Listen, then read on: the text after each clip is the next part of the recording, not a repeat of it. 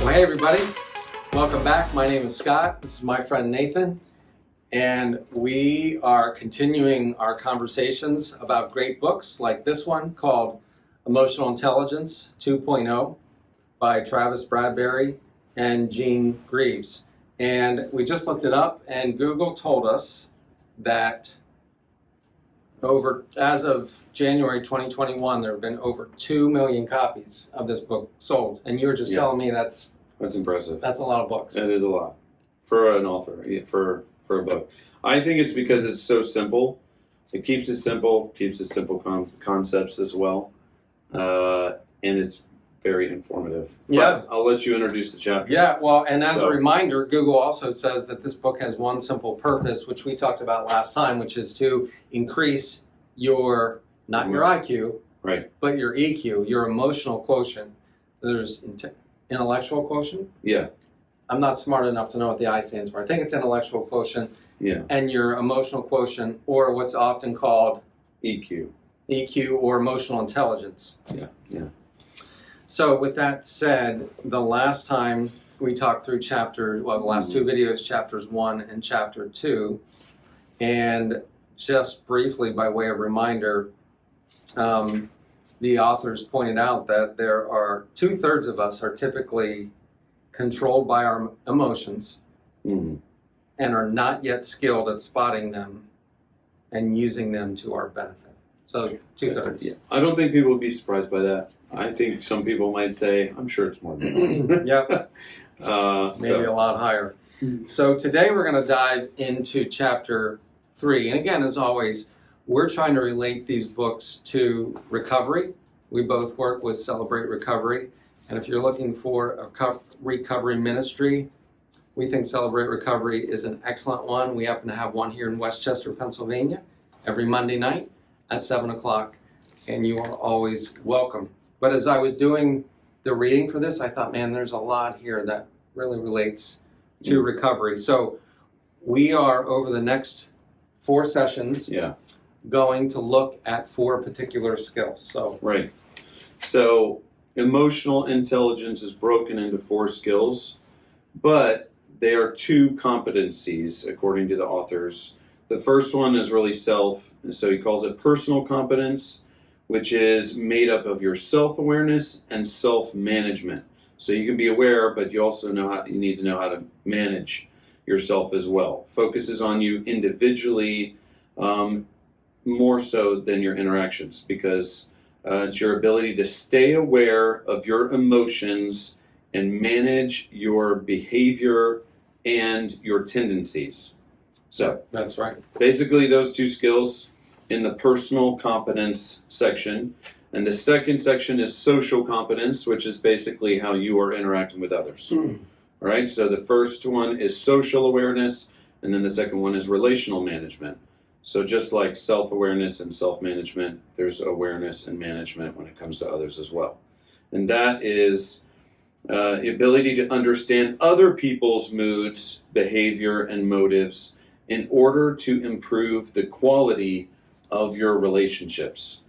So all this is really saying there's 2 competencies, personal and social, and 4 skills that's really to help you understand how to lead yourself, how to know your emotional levels and where it's going, and then how to perceive other people's emotions and how to handle that too.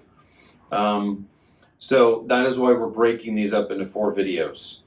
And each one is so powerful, right? So we are going to dive into the first one today, which is what? Self-awareness.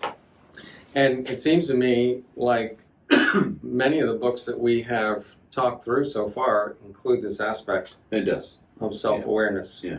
We haven't used the same terms, but we definitely end up talking about them from the level of if you know what's going on in your brain, if you know what's going on from your limbic system to your prefrontal cortex, if you know what your triggers are, those kind of things, you're better able to understand what the path of recovery looks like. That's right. Yeah. That's right.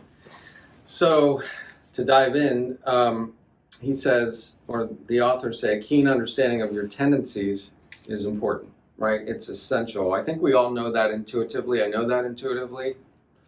Maybe struggle to live that out. Yeah. Like, who am I really? Yeah. What's driving my emotions? And he argues that if we can clear up that in my own mind, if I can clear that up, who am I? What's driving my emotions? Where are they coming from?